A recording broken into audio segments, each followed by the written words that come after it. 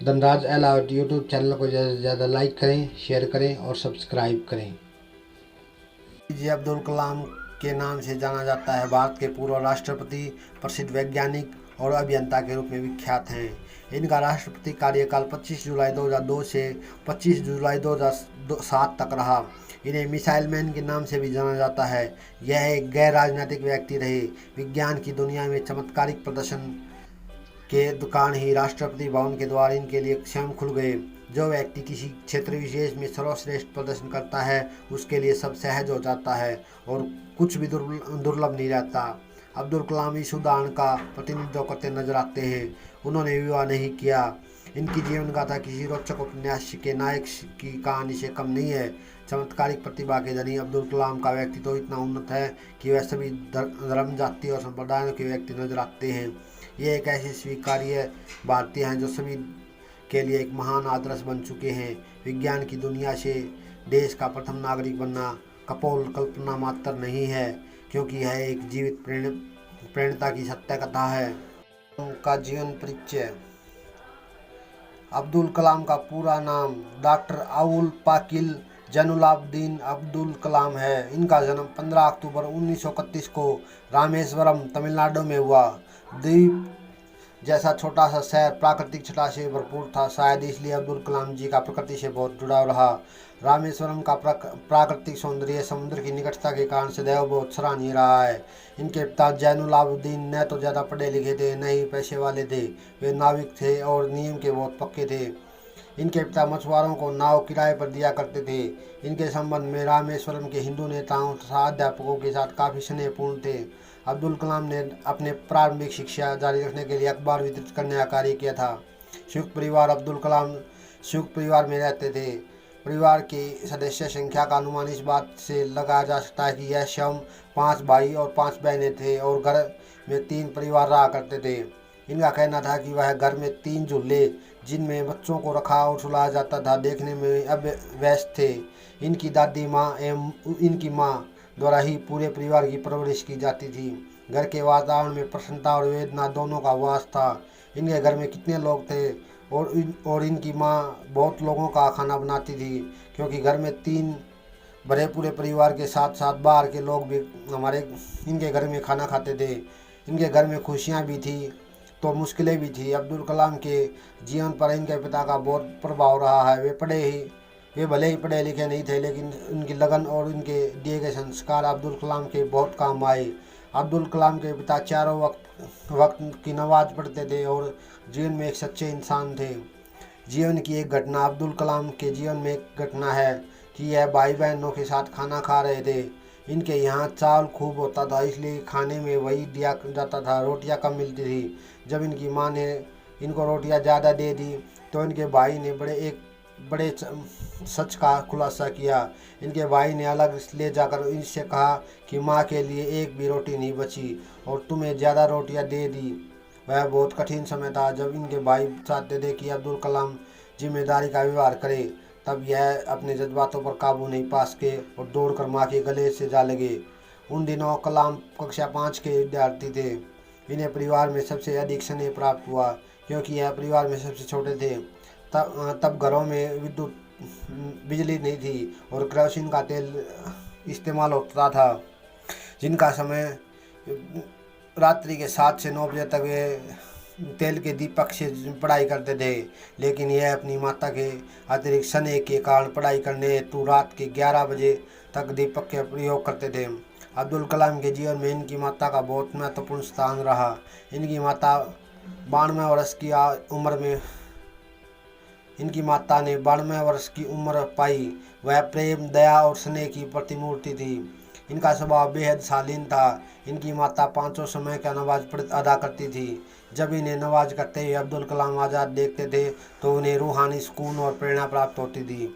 जिस घर में अब्दुल कलाम का जन्म हुआ वह आज भी रामेश्वरम में मस्जिद मार्ग पर स्थित है, जिसके साथ ही इनके भाई की कलाकृतियाँ की दुकान भी संलग्न है। यहाँ पर्यटन इसी कारण खींचे चले जाते हैं कि अब्दुल कलाम का आवास स्थित है। 1964 में 33 वर्ष की उम्र में डॉक्टर अब्दुल कलाम ने जल की भयानक विनाश लीला देखी और जल की शक्ति का वास्तविक अनुमान लगाया। चक्रवाती तूफान में पायबंद पुल और यात्रियों से भरी एक रेलगाड़ी के साथ साथ अब्दुल कलाम का पुश्तैनी गांव धनुषकोडी भी बह गया था।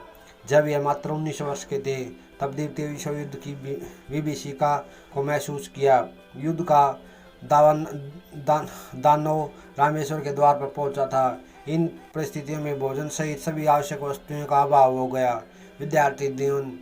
अब्दुल कलाम 8-9 साल के थे तब से सुबह 4 बजे उठते थे और स्नान करने के बाद गणित के अध्यापक स्वामीयर के पास गणित पढ़ने के लिए चले जाते थे। स्वामीर की यह विशेषता थी कि जो विद्यार्थी स्नान करके नहीं आता था वह उसे नहीं पढ़ाते थे। स्वामीर एक अनोखे अध्यापक थे और 5 विद्यार्थियों को प्रतिवर्ष निःशुल्क ट्यूशन पढ़ाते थे। इनकी माता उन्हें उठाकर स्नान कराती थी और नाश्ता करवाकर ट्यूशन पढ़ने के लिए भेज देती थी। अब्दुल कलाम ट्यूशन पढ़कर 5:30 बजे वापस आते थे। इसके बाद अपने पिता के साथ नमाज पढ़ते थे। फिर कुरान शरीफ का अध्ययन करने के लिए वह अरेसिक स्कूल मदरसा चले जाते थे। इसके पश्चात अब्दुल कलाम रामेश्वरम के रेलवे स्टेशन और बस अड्डे पर जाकर समाचार पत्र एकत्रित करते थे। इस प्रकार इन्हें 3 किलोमीटर जाना पड़ता था। उन दिनों धनुषकोडी से मेल ट्रेन गुजरती थी, लेकिन वहाँ इनका ठहराव नहीं होता था। चलती ट्रेन से ही अखबार के बंडल रेलवे स्टेशन पर फेंक दिए जाते थे। अब्दुल कलाम अखबार लेने के बाद रामेश्वर शहर की सड़कों पर दौड़ दौड़ कर सबसे पहले उसका वितरण करते थे। अब्दुल कलाम अपने भाइयों में छोटे दूसरे घर के लिए थोड़ी कमाई भी कर लेते थे, इसलिए इनकी मां का प्यार इन पर कुछ ज़्यादा ही था। अब्दुल कलाम अखबार वितरण का कार्य करके प्रतिदिन 8 बजे घर लौट आते थे। इनकी माता अन्य बच्चों की तुलना में इन्हें अच्छा भोजन देती थी, क्योंकि यह पढ़ाई और धनार्जन दोनों का कार्य कर रहे थे। शाम को स्कूल से लौटने के बाद यह पुनः रामेश्वरम जाते ताकि ग्राहकों से बकाया पैसा प्राप्त कर सके। इस प्रकार वह एक किशोर के रूप में भाग दौड़ करते हुए पढ़ाई का और धनार्जन कर रहे थे। अब्दुल कलाम के शब्दों में अध्यापकों के संबंध में अब्दुल कलाम काफ़ी खुशकिस्मत थे। इन्हें शिक्षण काल में सदैव 2-1 अध्यापक ऐसे प्राप्त हुए जो योग्य थे और उनकी कृपा भी इन पर रही। यह समय 1936 से 1957 के मध्य का था। ऐसे में इन्हें अनुभव हुआ कि वह अपने अध्यापकों द्वारा आगे बढ़ रहे हैं। अध्यापक की प्रतिष्ठा और सार्थकता अब्दुल कलाम के शब्दों में प्रस्तुत है। यह 1936 का वर्ष था। मुझे याद है कि 5 वर्ष की अवस्था में रामेश्वरम के पंचायत प्राथमिक स्कूल में मेरा दीक्षा संस्कार हुआ था। तब मेरे एक शिक्षक मृत्यु अय्यर मेरी ओर विशेष ध्यान देते थे, क्योंकि मैं कक्षा में अपने कार्य में बहुत अच्छा था। वह मुझसे बहुत प्रभावित थे। एक दिन वह मेरे घर आए और मेरे पिता से कहा कि मैं पढ़ाई में बहुत अच्छा हूँ। यह सुनकर मेरे घर के सभी लोग बहुत खुश हुए और मेरी पसंद की मिठाई मुझे खिलाई। एक विशिष्ट घटना जिसे मैं कभी नहीं भूल सकता वह थी कक्षा में प्रथम स्थान प्राप्त करने की। एक बार मैं अब्दुल कलाम स्कूल जा रहा था तो मुत्तू जी मेरे अब्दुल कलाम के घर आए और उन्होंने उनके पिताजी से पूछा कि कोई समस्या तो नहीं है और वह आज स्कूल क्यों नहीं गए। साथ ही उन्होंने यही पूछा कि क्या वह कोई शिकायत कर सकते हैं। उस दिन अब्दुल कलाम आज़ाद को जबर हो गया था। तब मुत्तू जी ने अब्दुल कलाम की हस्तलिपि के बारे में इंगित किया, जो कि काफ़ी ख़राब थी। उन्होंने मुझे 3 पृष्ठ प्रतिदिन अभ्यास करने का निर्देश दिया। अब्दुल कलाम के पिताजी ने उससे कहा कि तुम प्रतिदिन यह अभ्यास करो। यह अभ्यास नियमित रूप से करना है। मुत्तू जी के कार्यों को देखते हुए बाद में अब्दुल कलाम के पिताजी ने कहा कि वह एक अच्छे व्यक्ति ही नहीं बल्कि हमारे परिवार के मित्र भी हैं। प्रेरणा। अब्दुल कलाम एरोस्पेस टेक्नोलॉजी में आए तो इसके पीछे इनके 5वीं कक्षा के अध्यापक सुब्रमण्यम अय्यर की प्रेरणा जरूरी थी। वह अब्दुल कलाम के स्कूल के अच्छे अध्यापकों में से थे। एक बार उन्होंने कक्षा में बताया कि पक्षी कैसे उड़ता है। अब्दुल कलाम यह नहीं समझ पाया था। इस कारण में अब्दुल कलाम ने इनकार कर दिया था। तब उन्होंने कक्षा के अन्य बच्चों से पूछा तो उन्होंने भी अधिकांश ने इनकार कर दिया, लेकिन इस उत्तर से अय्यर जी विचलित नहीं हुए। अगले दिन अय्यर जी ने सदरब में समुद्र के किनारे ले गए। उस प्राकृतिक दृश्य के कई प्रकार के पक्षी थे जो सागर के किनारे उड़ रहे थे और उड़े जा रहे थे। तत्पश्चात उन्होंने समुद्री पक्षियों को दिखाया और 10-20 के झुंड में जो उड़ रहे थे। उन्होंने पक्षी समुद्र के किनारे मौजूद पक्षियों के उड़ने के संबंध में परिवार क्रिया को साक्षात अनुभव के आधार पर समझाया। उसने बड़ी ही बारीकी से पक्षियों के शरीर की बनावट के साथ उनके उड़ने का ढंग भी दिखाया। इस प्रकार उनका व्यवहारिक प्रयोग के माध्यम से अब्दुल कलाम ने यह सीखा कि पक्षी किस प्रकार उड़ पाने में सफल होता है। इस कारण उसके अध्यापक वे महान व्यक्ति थे। वह चाहते थे कि वह अब्दुल कलाम समझदार और होकर अपने कर्तव्य का निर्वहन करे। उन्होंने व्यवहारिक उदाहरण के माध्यम से उसे समझाया था। इस प्रकार सभी बच्चे और इस प्रकार उन्होंने अन्य बच्चों को भी समझाया। यह मात्र पक्षी की उड़ान तक नहीं की बात नहीं थी, पक्षी की वह उड़ान उसमें समा गई थी। अब्दुल कलाम महसूस हो रहा था कि मैं रामेश्वर के समुद्र तट पर हूँ। और उस दिन उसने सोचा कि अब्दुल कलाम की शिक्षा किसी न किसी प्रकार से उड़ान से संबंधित होगी। उस समय वह यह नहीं समझ पाए कि उड़ान विज्ञान के दिशा में अग्रसर होने वाली है। वैसे उस घटना ने प्रेरणा दी कि अब्दुल कलाम की ज़िंदगी का कोई लक्ष्य निर्धारित ज़रूर करूं।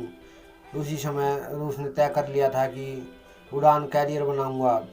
अमेरिका के पूर्व राष्ट्रपति जॉर्ज बुश और भारतीय प्रधानमंत्री मनमोहन जी के साथ अब्दुल कलाम उच्च शिक्षा एक दिन अब्दुल कलाम ने अपने अध्यापक श्री शिवा सुब्रमण्यम अय्यर से पूछा कि श्रीमान यह बताइए कि मेरी आगे की उन्नति की उड़ान से संबंधित रहते हुए कैसे हो सकती है। तब उन्होंने धैर्यपूर्वक जवाब दिया कि पहले 8वीं कक्षा उत्तीर्ण करो, फिर हाई स्कूल, तत्पश्चात कॉलेज में उड़ान से संबंधित शिक्षा का अवसर प्राप्त हो सकता है। अब्दुल कलाम ने कहा उड़ान विज्ञान से के साथ जुड़ सकता है। इन सब बातों ने उसके जीवन में एक मंजिल और उद्देश्य प्रदान किया। जब अब्दुल कलाम कॉलेज गया तो उसने भौतिकी और विज्ञान विषय लिया और अभियांत्रिक शिक्षा के लिए मद्रास इंस्टीट्यूट ऑफ टेक्नोलॉजी में गया तो उन्होंने एरोनॉटिकल इंजीनियरिंग का चुनाव किया। इस प्रकार उसकी ज़िंदगी में एक रॉकेट इंजीनियर, एरोस्पेस इंजीनियर और तकनीकी कमी की ओर उन्मुख हुई। वह एक घटना के बारे में अध्यापक ने उससे उदाहरण के रूप में समझाया।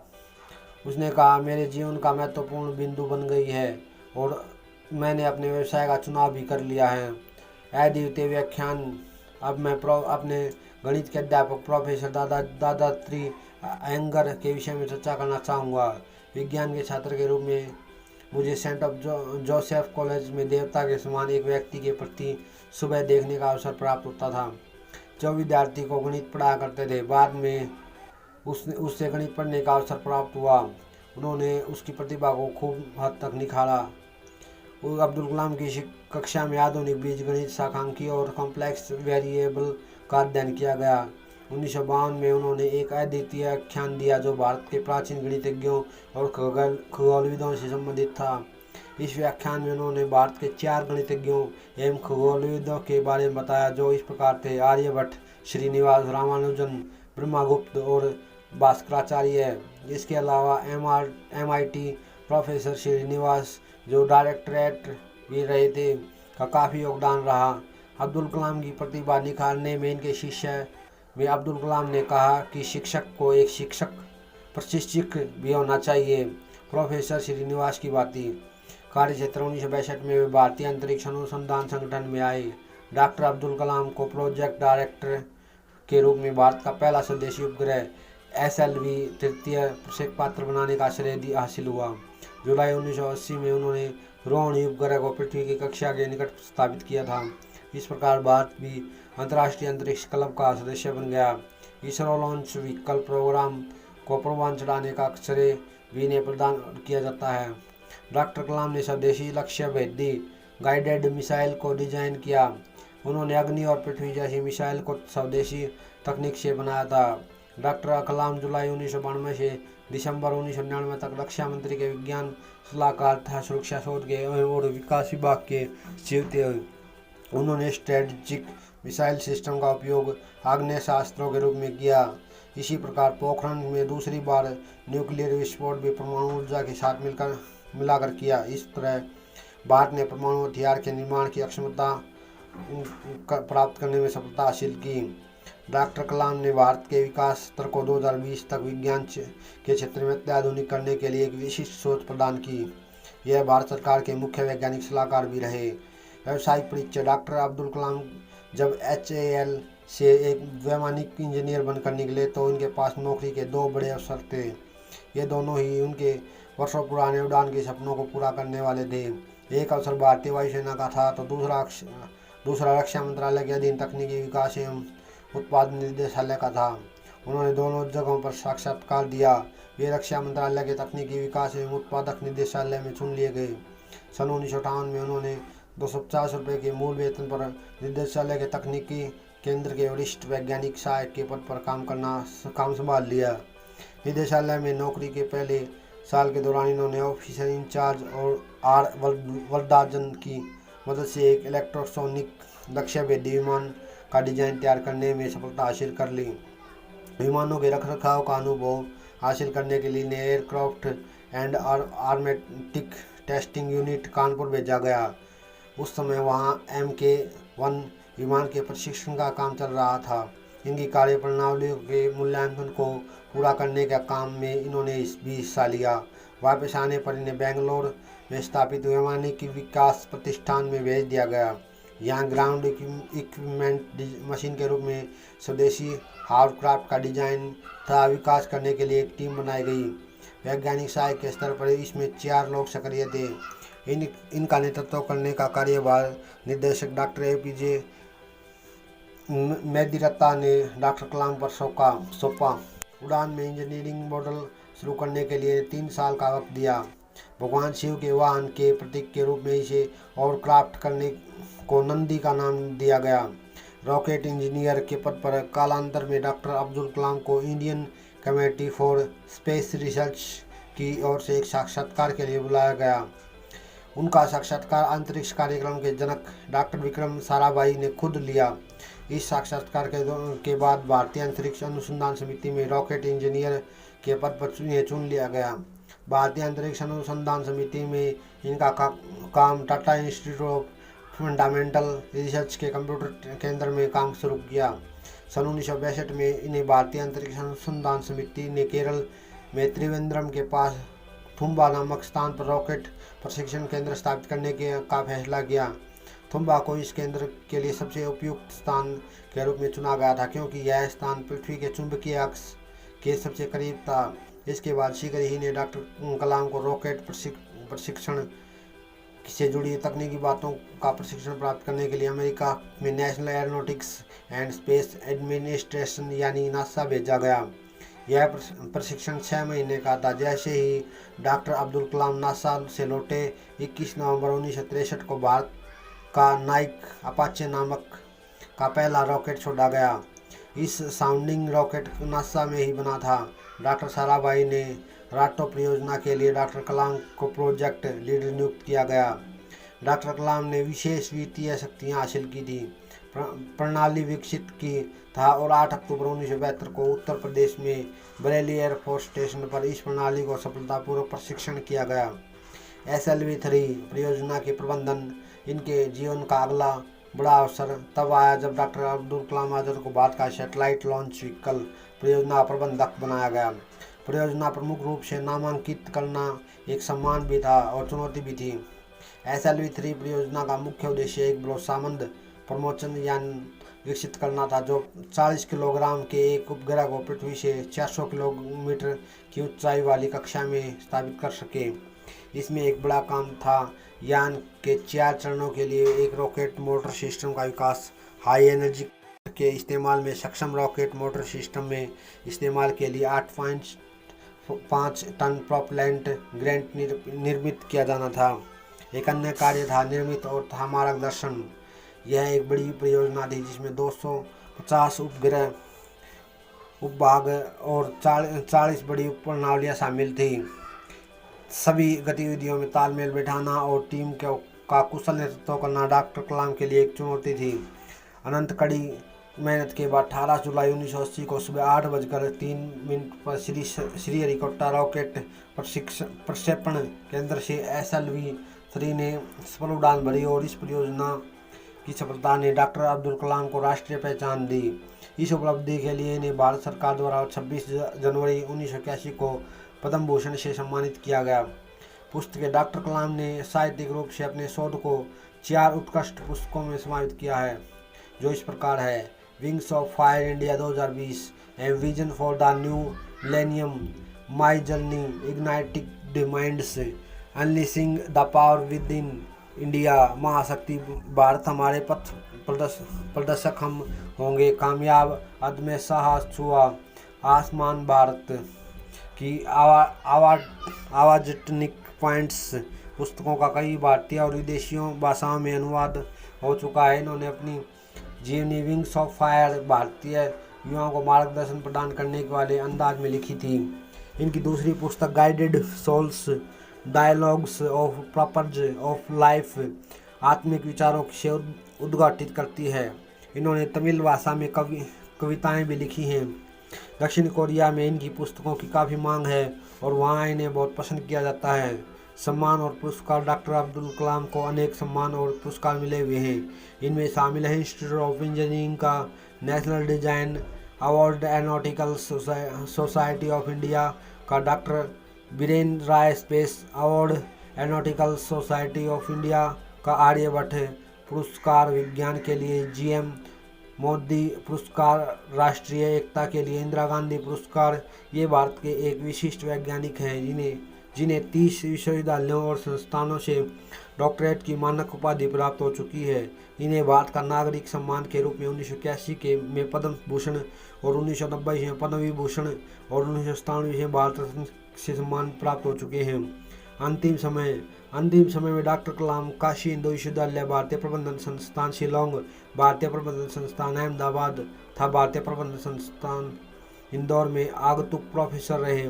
साथ ही भारतीय अंतरिक्ष विज्ञान एवं प्रौद्योगिकी संस्थान तिरुवनंतपुरम में कुलाधिपति तथा अन्य विश्वविद्यालय चेन्नई में एरो इंजीनियरिंग के प्रधानाध्यापक के रूप में नियुक्त रहे। पूर्व राष्ट्रपति अब्दुल कलाम का निधन।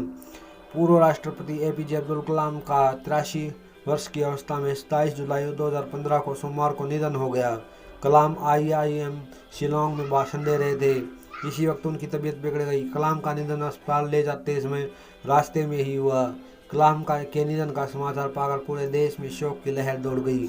मिसाइल मैन के नाम से मशहूर अब्दुल कलाम ने सोमवार को सुबह 11:30 पर आखिरी ट्वीट किया था: शिलोंग जा रहा हूँ, लिवेबल प्लेनेट अर्थ पर IIM में एक कार्यक्रम में भाग लेने।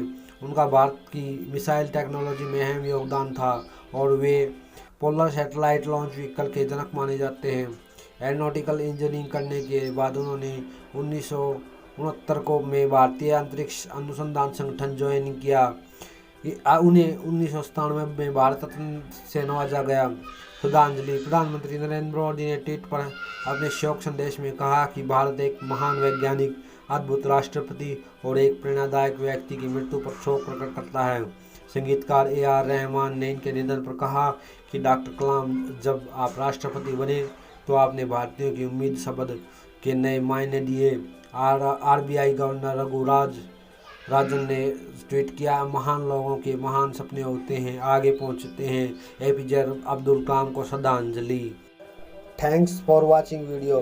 धनराजा लाट यूट्यूब चैनल को अपने फेसबुक, ट्विटर अकाउंट पर ज़्यादा से ज़्यादा शेयर करें और सब्सक्राइब करें। सब्सक्राइब के आगे बेल आइकन का बटन ज़रूर दबाएं ताकि हमारे सभी नोटिफिकेशन आप तक पहुंच सके। Thank you.